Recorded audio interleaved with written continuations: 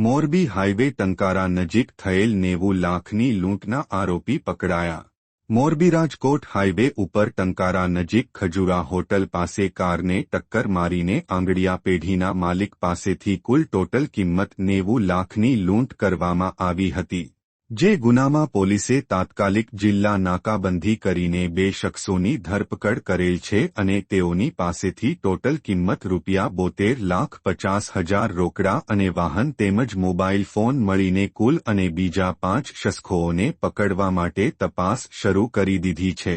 રાજકોટની બેંકમાંથી ટોટલ કિંમત ₹90 લાખ લઈને આંગડિયા પેઢીના માલિક બુધવારે બપોરના 3 વાગ્યાના અરસામાં રાજકોટ બાજુથી કારમાં મોરબી તરફ આવી રહ્યા હતા ત્યારે તેમની કાર નંબર GJ33502નો પીછો કરતી પોલો અને બલેનો કારના ચાલકોએ મિતાણા નજીકથી આંગડિયા પેઢીના કુલ ટોટલ કિંમત ₹90 લાખ લૂંટવા માટે આંગડિયા પેઢીના સંચાલકની કારને ઊભી રાખવાનો પ્રયત્ન શરૂ કરી દીધા હતા।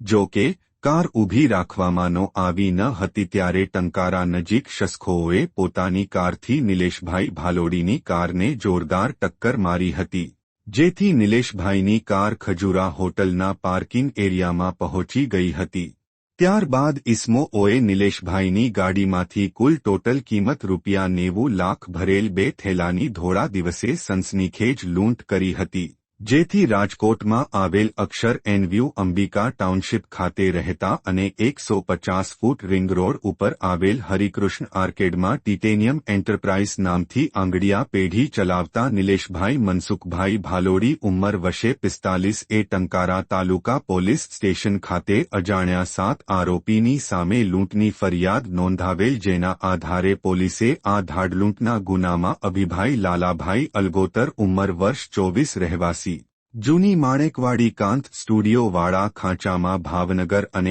અભિજીતભાઈ ભાવેશભાઈ શાર્ગવ ઉંમર વર્ષ 25 રહેવાસી રૂપાણી સર્કલ પાસે ભાવનગરની ધરપકડ કરેલ છે અને આ ગુનામાં સંડોવાયેલા અન્ય 5 લૂંટારુઓ જેમાં હિતેશભાઈ પાંચાભાઈ ચાવડા રહેવાસી સાજણાસર તાલુકો પાલીતાણા, નિકુલભાઈ કાનાભાઈ અલગોતર, દર્શીલ ભરવાડ, કાનો આહિર રહેવાસી ત્રણેય ભાવનગર અને એક અજાણ્યો ઇસ્મ આ 5 શખ્સોને પકડવા માટે આગળની કાર્યવાહી શરૂ કરી દીધી છે। અત્રે ઉલ્લેખનીય છે કે રોડ ઉપર કારને ઊભી રાખીને લૂંટ કરવા માટેની ઘટના બની રહી હતી ત્યારે જ પોલીસને બનાવની જાણ થઈ ગયેલ હતી, જેથી કરીને એસપી રાહુલ ત્રિપાઠીના માર્ગદર્શન હેઠળ મોરબી ડીવાયએસપી પી ઝાલા તથા મોરબી ડીવાયએસપી સમીર સારડાની સૂચના મુજબ પોલીસે જિલ્લામાં નાકાબંધી અને મોરબીના આજુબાજુના જિલ્લાઓને એલર્ટ કરી દીધા હતા, જેથી ગણતરીની કલાકોમાં જ પોલીસને 7 પૈકીના 2 ઇસમોને પકડવામાં સફળતા મળી ગયેલ હતી।